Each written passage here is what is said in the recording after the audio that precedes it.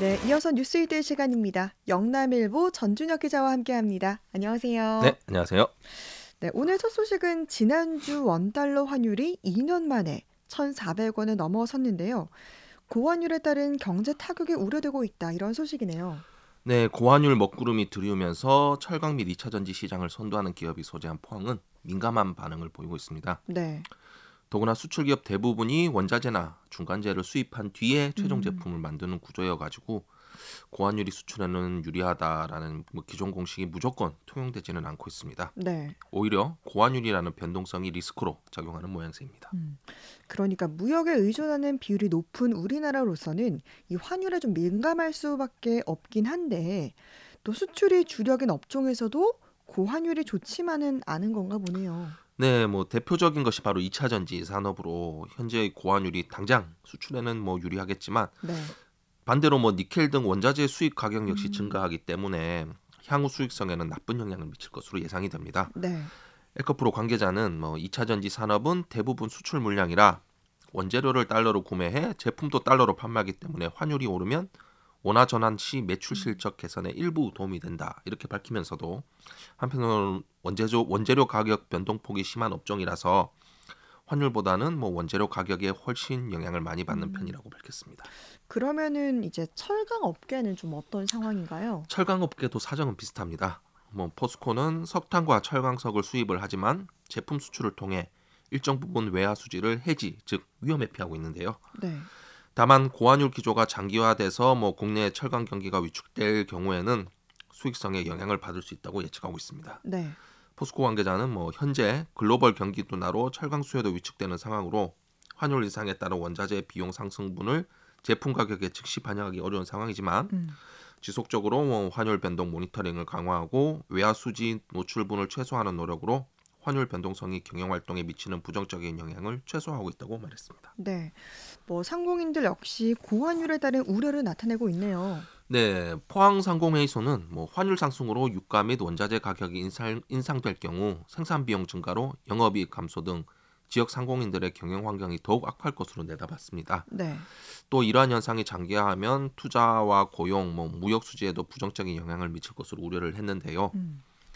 포항상공회의소 관계자는 달러 강세로 인한 고환율 상황이 당분간 지속될 것으로 예상되는 만큼 네. 새로운 통상무역 환경에 기민하게 대응할 수 있도록 비용 절감 및 운영 효율성 강화 대비와 환차손 등 금융 리스크 관리를 위한 관계 당국의 지원책 마련이 뒤따라야 할 것이라고 했습니다. 네.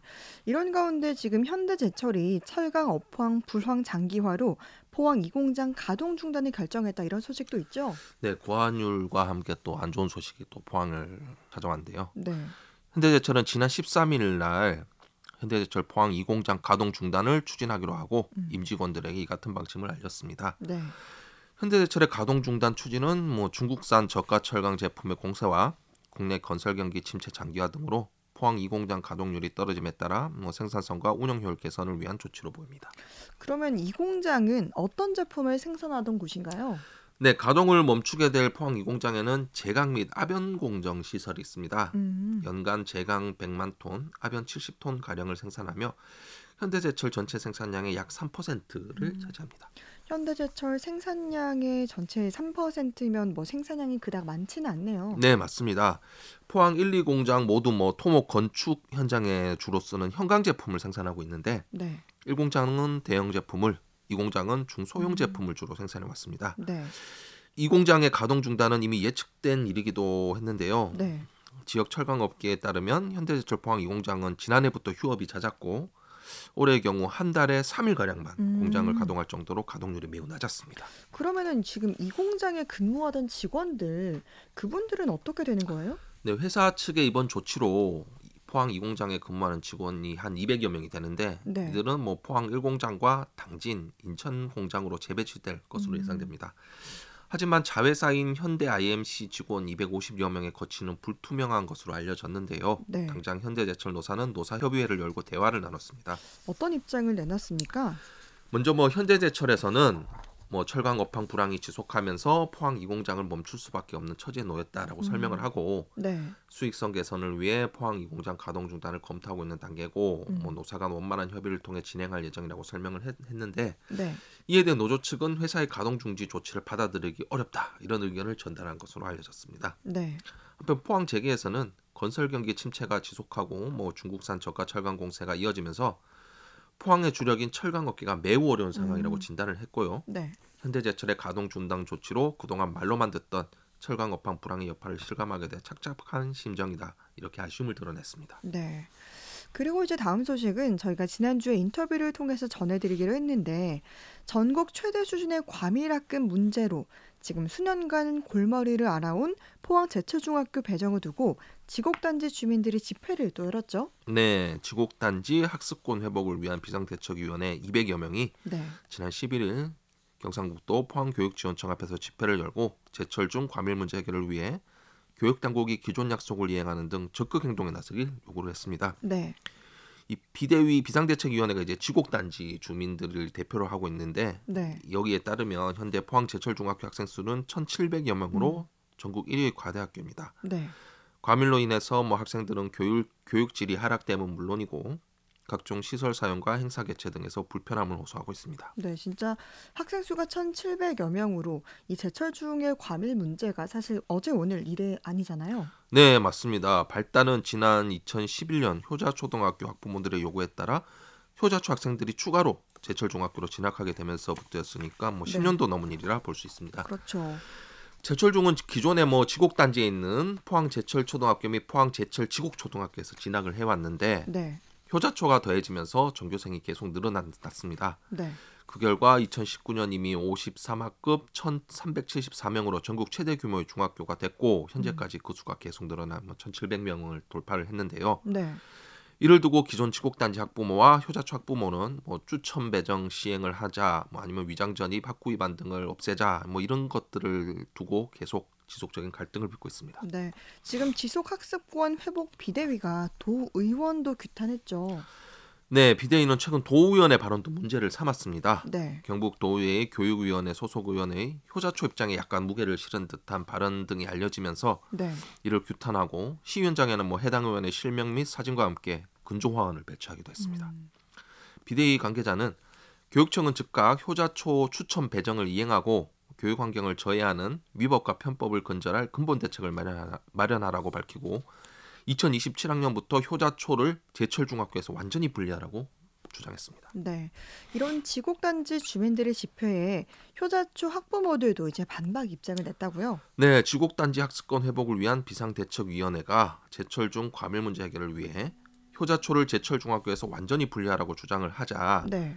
효자초 학부모들은 학구 위반자 문제부터 먼저 해결하라고 맞불을 짚었습니다. 네. 즉 제철중으로 진학하는 지곡초, 지곡제철초, 효자초 세 개 학교에서 효자초를 제외할 것이 아니고 네. 이들 세 학교에 만연한 학구 위반자 문제를 먼저 해결하라는 입장입니다. 그러면은 지금 학구 위반자를 좀 이슈로 삼은 이유가 있습니까? 네, 효자초 중학교 배정 대책위에 따르면 네. 전국 시도교육청 및 교육지원청 대부분은 학구 위반자와 위장 전입자에 대한 강제 전학이나 뭐 실거주지 학군지로의 배정 등의 원칙을 명시하고 그대로 조치를 하고 있습니다. 네. 반면 포항교육지원청은 해당 내용과 관련 어떤 명확한 기준도 없다고 밝히고 대체가 이를 문제 삼고 있는 것입니다. 네. 그러면서 세계 초등학교의 학구 위반자가 200명에 가깝게 존재를 하며 네. 이들이 뭐 제철중학교 과밀의 가장 큰 이유라 덧붙였습니다. 대체의 관계자는 학구 위반자 및 위장 전입자의 학습권보다 배정 규칙을 지키는 학생 학습권이 우위에 있다면서 네. 만약 학구 위반자와 위장 전입자에 대한 대안 없이 효자초 졸업생에게만 불공정한 방법으로 중학 배정을 한다면 2025학년도 중학교 입학 배정 원서 접수 거부까지 불사할 것이라 밝혔습니다. 네. 제철중학교 배정과 관련한 논란 짚어봤고요. 다음은 포항 철길숲이 연간 4천억 원이 넘는 소비 유발 효과를 가져온다는 분석 결과가 나왔다. 이런 소식이네요. 네, 포항시는 빅데이터 분석 결과 철길숲 유동인구 증가로 유발된 소비 효과가 2022년 기준 연간 4,348억 원으로 집계됐다 밝혔습니다. 네. 이에 힘입어 철길숲 인근 지역에 150개의 건축물이 새로 지어지는 등 소비 촉진에 따른 도시재생 효과도 이뤄지고 있는 것으로 분석됐습니다. 네. 도시재생 효과는 꾸준한 방문객 덕분으로 보이는데요. 시가 10월 넷째 주 철길숲 주요 진입 7곳을 대상으로 이용률을 조사한 결과 네. 평일에는 2만 6천여 명, 휴일에는 3만 1천여 명이 이용하는 것으로 나타났습니다. 네. 이렇게 이용객들의 이동 경로 등에 대한 데이터도 있네요. 네, 구간별로는 이동 고가 구간이 가장 높게 나타났으며 네. 대잠 고가, 남부 고가, 학산주공 앞순으로 나타났습니다. 이외에 철길숲 북부 구간은 출퇴근 및 통학로와 같은 일상생활에 이용되는 비율이 높고 네. 남부 구간은 여가 활동에 활용되는 비율이 높은 것으로 분석됐습니다. 네. 한편 포항 철길숲은 도시숲 조성 우수 사례로 알려지면서 국내 도시숲 분야 각종 평가에서 11회 수상했으며 네. 국제적 권위를 지닌 유엔 헤비타트 주간 아시아 도시 경관상 본상 수상을 비롯해 영국 KBT 주간 그린 플래그 어워드에 동아시아 최초로 인정받은 바 있습니다. 네. 뉴스잇데이 전준혁 기자와 함께했습니다. 고맙습니다. 네, 감사합니다.